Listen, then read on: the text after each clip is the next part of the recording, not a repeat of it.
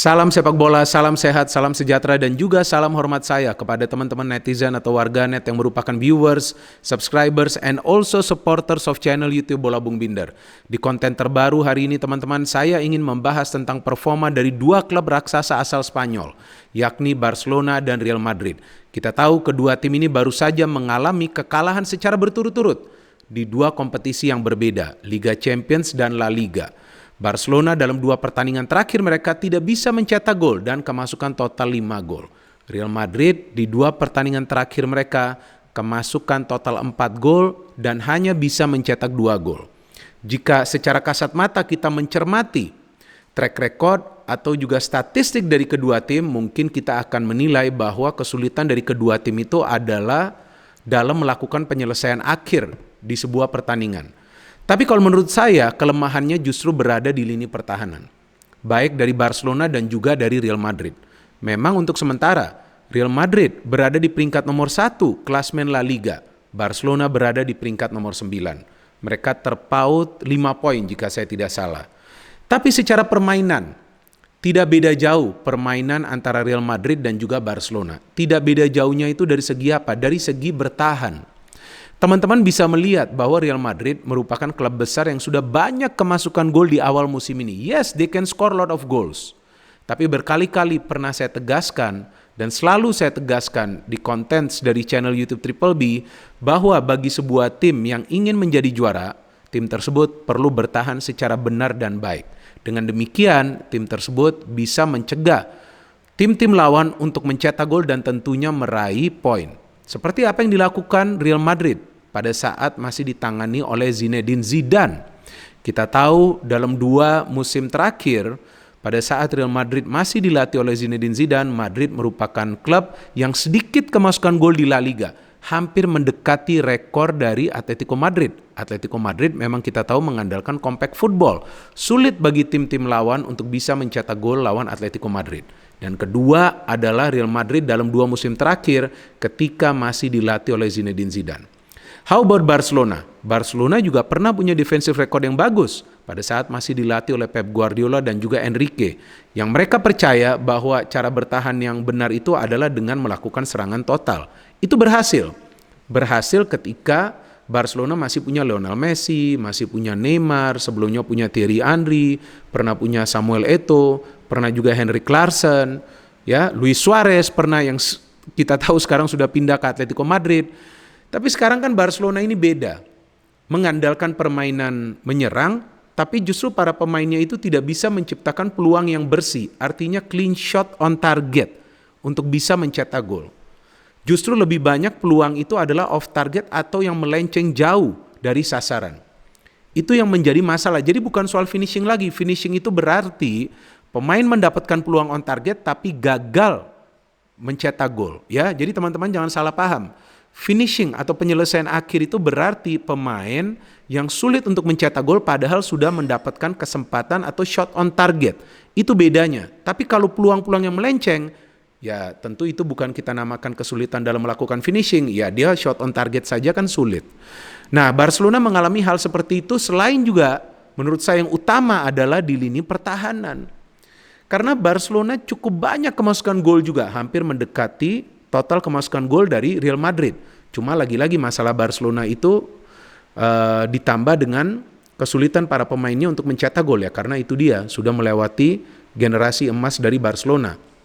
Sudah tidak ada lagi trio MSN, sudah tidak ada lagi Luis Suarez, sudah tidak ada lagi Messi. Dan jangan lupa juga sudah tidak ada lagi Griezmann. Mengandalkan Coutinho untuk mencetak gol, ya itu adalah salah satu hal yang fatal karena Coutinho is not a goal scorer. And Coutinho is actually a creator, tapi jika dia diberikan bola di tengah, jika Coutinho itu diberikan bola di depan dan dia hanya coba untuk melakukan shot, ya sulit bagi Coutinho untuk mencetak gol because he is not a striker, dia bukan striker. Nah, saya ingin memberikan analisa singkat dari pertandingan kedua tim ini ya di Liga Champions dan juga di La Liga. Pertama-tama saya ingin membahas tentang form dari Real Madrid. Nah, Real Madrid kalah lawan klub Sheriff Tiraspol. Betul kan di Liga Champions teman-teman. Tentu itu adalah sebuah kejutan besar, kalah di kandang sendiri. Lawan klub yang baru saja lahir atau dibentuk pada tahun 1997. Jika saya tidak salah baru 24 tahun usia dari klub ini. Dan ada pemain asal Luxembourg yang menjadi pemain pertama asal Luxembourg yang mencetak gol di Liga Champions, yaitu Sebastian Thiel jika saya tidak salah. Karena saya juga tidak familiar dengan para pemain Sheriff Tiraspol. Penjaga gawangnya saya tahu dari Yunani tapi saya lupa namanya. Yang melakukan total 10 saves. Oke, 10 saves, 6 diantaranya dari dalam kotak penalti. Yes, mungkin kita akan menilai, wah Madrid sulit tuh melakukan finishing. Betul, tapi seandainya juga Madrid bisa bertahan secara benar dan baik, juga Sheriff belum tentu bisa mencetak gol. Nah teman-teman melihat proses gol dari Sheriff itu. Kan kita melihat bagaimana para pemain Madrid itu di gol pertama out of position, sehingga ada pemain mereka yang bisa mencetak gol dari header, crossing yang diberikan ke dalam kotak penalti. Ya kan? And then kita lihat the second goal of Sheriff juga di-skor dari luar kotak penalti. Mana tekanan yang perlu diberikan kepada para pemain Sheriff. Jadi yang saya perhatikan di bawah Ancelotti, permainannya memang menyerang, mengasihkan sekali untuk kita nonton.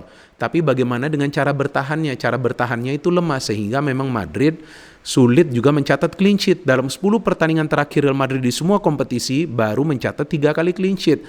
Kadang-kadang kita nih sering salah menilai performa tim. Dengan melihat tim tersebut dapat banyak peluang, kemudian gagal meraih kemenangan. Tapi jika bertahannya sudah benar, ya tim lawan kan juga tidak akan bisa mencetak gol.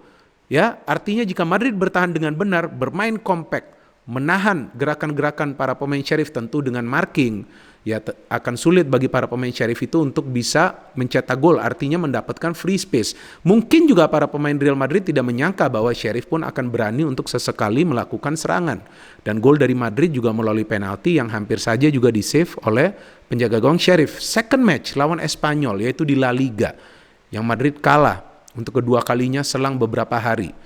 Terlihat juga kan lawan Espanyol bagaimana marking dari para pemain Madrid. Tidak ada pressure yang diberikan kepada para pemain Espanyol di tengah, sehingga para pemain Espanyol itu bisa mengalirkan bola dengan begitu rapi. Ada crossing yang masuk untuk gol pertama dan bisa diselesaikan oleh pemain Espanyol. Bagaimana gol kedua Espanyol? Lihat dong pemainnya lari begitu sendirian. Ya, tidak ada pemain yang melakukan marking di tengah. Dia bisa mengolongi Nacho dan kemudian mencetak gol. Modric terlambat untuk mengimbangi kecepatan dari pemain Espanyol tersebut. Nah, akhirnya Espanyol sudah bisa unggul 2-0. Oke, Benzema can score, but it was too late. Nah, kita sudah melihat buktinya bahwa ada masalah di pertahanan Madrid. Bukan karena Ramos sudah tidak ada. Musim lalu pada saat Ramos tidak main pun Madrid masih bermain bagus di lini pertahanan. Dan kita juga tidak bisa menyalahkan Courtois. Courtois tampil bagus lawan Inter. Kan teman-teman jika nonton pertandingan itu bisa melihat bahwa defense Real Madrid itu benar-benar bisa ditembus oleh para pemain Inter. Kebetulan saja Courtois lagi formnya bagus kan, bisa menahan berkali-kali peluang dari Inter. Jadi itu dia, Madrid punya masalah di pertahanan. Ini yang perlu dibenahi oleh Ancelotti. Jadi jangan cuma berpikir dan berimajinasi untuk banyak mencetak gol. Bertahan secara benar dan baik ya, double B. Dalam 9 pertandingan terakhir di semua kompetisi, Barca hanya mencatat 2 kali clean sheet, teman-teman. Sudah jelas masalah Barcelona itu berada di lini pertahanan. Dan uniknya bahwa dalam 2 pertandingan terakhir yang Barca kalah dan kemasukan secara total 5 gol, justru secara possession Barca unggul. Tapi buat apalah possession tersebut? Dengan mengendalikan permainan bukan berarti tim tersebut mendapatkan poin. Ya, harus meraih kemenangan. Caranya seperti apa? Harus bisa mencetak gol. Oke. Barca punya masalah dalam urusan mencetak gol, tapi sebetulnya kan peluang bisa mereka ciptakan. The problem is tidak banyak peluang on target karena lebih banyak peluang itu diperoleh oleh para pemain dari second line. Padahal yang perlu mencetak gol itu kan adalah striker. Jarang sekali feeding bola itu diberikan ke striker yang bermain di depan. Apakah itu Luuk de Jong atau pemain lainnya? Karena kreativitas dari Barca itu tidak terlihat. Bola tidak lama dimainkan di tengah untuk bisa membangun kreativitas. Pola permainan Koeman itu mengandalkan flank, mengandalkan 2 fullback untuk naik atau mengandalkan 2 wingback. The problem is 2 wingback atau 2 fullback itu jarang kembali ke posisinya masing-masing, yang memberikan kesempatan atau peluang kepada para pemain tim lawan untuk mencetak gol. Contoh di pertandingan lawan Benfica, lihat dong bagaimana tuh pemain Benfica Darwin Núñez jika saya tidak salah namanya. Dia bisa bergerak di dalam kotak penalti Barca di menit-menit awal mencetak gol, begitu mudah. Finishingnya juga luar biasa sih. And lihat di second half ada 2 peluang yang dia hampir mencetak gol. Salah satunya saat Ter Stegen keluar dari garis gawangnya. Kenapa Ter Stegen keluar dari garis gawangnya? Karena tidak ada pemain di belakang. Sehingga dia perlu mencegah Núñez itu mencetak gol. Ya beruntungnya bagi Barcelona tendangannya itu terkena tiang. dan para pemain Barca tuh bermain ekstra agresif di pertandingan lawan Benfica, ya karena mereka juga tidak bisa fokus dalam urusan bermain kreatif. Jika Barca bermain kreatif di tengah, tentu juga para pemain Benfica akan waspada dan akan berhati-hati untuk keluar menyerang. Karena kita tidak melihat para pemain Barca itu cukup lama menguasai bola di tengah. Busquets sih menurut saya sudah habis napasnya di match lawan Benfica. Dan beruntung bagi Barca tidak kalah dengan gol yang banyak. And how about the second goal? Lihat dong. Ada permainan one touch passing antara para pemain Benfica dekat kotak penalti pertahanan Barca tanpa ada juga man marking yang dilakukan. Sehingga ada pemain yang bisa masuk melakukan shooting, ada rebound, dan Silva bisa mencetak gol. Jika saya tidak salah tuh Rafa Silva yang mencetak gol. And the third goal kita tahu ada handsball, tapi yang saya bingung kenapa Dest yang berada di tengah. Dest ini kan adalah full back. Justru harus ada center back, tapi lagi-lagi masalah Barcelona itu adalah kerjasama yang kurang baik di antara para pemain yang di defense. Apakah itu Pique, Araujo, atau juga Mingueza, walaupun Mingueza juga bisa bermain di sebelah kanan. Jadi very very big problem for Barcelona di lini pertahanan. Memang secara possession mereka bagus ya, tapi possession itu bukan berarti bermain kreatif. Possession itu juga bisa berarti bahwa para pemain memang lebih lama menguasai bola dari satu tim. Tapi juga bukan berarti bahwa para pemain tersebut bermain kreatif, itu bedanya. Jadi kadang-kadang kalau kita perhatikan ada tim yang bermain dengan ball possession tapi kalah, ya belum tentu juga tim tersebut bermain kreatif, dan pada ujung-ujungnya perlu mencetak gol. Pada ujung-ujungnya perlu menciptakan peluang-peluang yang berbahaya. Dari Barcelona yang disayangkan justru begitu banyak peluang itu adalah off target. So how about the match lawan Atletico? Sama juga. Barca berani keluar menyerang. Barca banyak atau lama menguasai bola tapi sulit untuk menciptakan peluang. Jika saya tidak salah, Depay tidak mendapatkan peluang di pertandingan itu. Apakah Depay main atau tidak juga saya tidak ingat itu di pertandingan lawan Atletico Madrid. Oh ternyata main dia, tapi saya tidak melihat Depay itu mendapatkan peluang. Ya bagaimana? Karena tidak ada creative play dari tengah. Seharusnya creative play dari tengah itu memberikan umpan kepada striker di depan. Apakah itu Depay atau Luuk de Jong? Yang saya mengatakan peluang itu ya artinya peluang yang berbahaya. Kalau tendangan-tendangan off target ya saya pikir itu adalah attempt ya. Nah itu yang bedanya. Jadi kita juga perlu memahami bahwa jika kita menilai seorang pemain itu sulit melakukan penyelesaian akhir, bukan berarti karena pemain itu melakukan shot off target, tapi pada saat sudah on target tapi tidak bisa mencetak gol. Dan juga mengandalkan dua fullback ini kan beresiko ketika dua center back belum bisa bekerja sama secara rapi. Terbukti lawan Atletico Madrid, kita lihat proses gol pertama dari Atletico. Ada combination play, ya kan, antara Felix, Suarez, dan juga dia bisa memberikan bola. Ya, bisa memberikan umpan kepada Lemar yang bergerak ke arah atau ke dalam lini pertahanan Barca yang terbuka. Di mana fullback, di mana center back, tidak ada. Dan Lemar juga tidak mudah memang mencetak gol, tapi dia bisa bergerak bebas dan kemudian shooting mencetak gol pertama. Barca coba untuk kembali, coba untuk comeback. Tapi masalahnya adalah ketika para pemain tidak bisa mengganggu konsentrasi para pemain Atletico Madrid, di sanalah para pemain Atletico Madrid dengan tenang bisa bertahan secara rapi. Apalagi kita tahu kekuatan Atletico Madrid itu berada di lini tengah dan juga lini pertahanan, dan sesekali melakukan counter atau fast break. Apalagi sekarang mereka sudah punya Suarez kan, sebelumnya kan Suarez di Barca. Maka itu salah juga kan Koeman melepas Suarez. Ya kalau Messi kan memang tidak bisa dicegah karena bisa melanggar financial fair play dari La Liga. Maka itu di konten sebelumnya tentang Barca saya juga menjelaskan bahwa tidak bisa juga kita menilai bahwa Barca sekarang seperti ini performanya karena memang sudah tidak ada Lionel Messi, sudah perlu dilupakan lah sekarang. Ya, karena memang kan Messi itu tidak bisa dikontrak karena ada aturan financial fair play La Liga. Tapi Suarez ini kan dilepas oleh Ronald Koeman atau juga oleh manajemen klub. Sayang kan, dan Suarez yang mencetak gol kedua di match ini kan. Nah, bagaimana itu? Kok mantan bisa mencetak gol dengan begitu cantik? Dan juga lihat dong, ada combination play antara Felix, Lemar, dan kemudian bola diberikan kepada Suarez. Lihat Suarez tidak terkawal, bisa bergerak bebas, kemudian dia bisa melakukan finishing yang sempurna.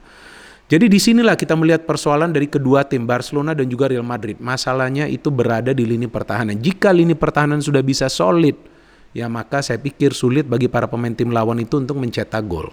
Memang bagi Barcelona mereka selalu ingin menyerang, boleh saja menyerang. Tapi ketika para pemainnya sudah sulit mencetak gol, ya perlu juga bertahan secara solid, itu sangat penting. Dan tampaknya para pemain senior di Barcelona juga sudah kehilangan kecepatan mereka seperti Pique dan juga Busquets. Ya, tapi juga siapa pemain yang bisa mengisi pos kedua pemain senior tersebut? Belum ada kan? Menjadi sebuah masalah juga di Barcelona dalam urusan regenerasi, sama juga sebetulnya di Real Madrid. Memang sih bisa dinilai bahwa Real Madrid itu banyak kemasukan gol karena Ramos sudah tidak ada. Tapi kan saya pernah menjelaskan sebelumnya, Ramos itu sudah lamban, ya, dan saya juga masih tunggu apakah Ramos bisa bermain solid atau tidak di PSG. Kita tunggu nanti permainan Ramos. Anyway, kesimpulan dari saya bahwa kedua tim ini untuk saat ini sedang bobrok performance-nya, ya karena memang lini pertahanan kedua tim ini lagi lemah. Contoh saya kasih satu lagi, jangan ketawa, yaitu form dari Arsenal di awal musim. Kan kemasukan berapa gol? Kemasukan 9 gol di 3 pertandingan awal. Masalahnya di mana? Bukan di penyerangan saja. Nyerang oke lah, mereka sulit, tapi bertahannya harus benar dan baik. Kemudian lihat apa yang terjadi.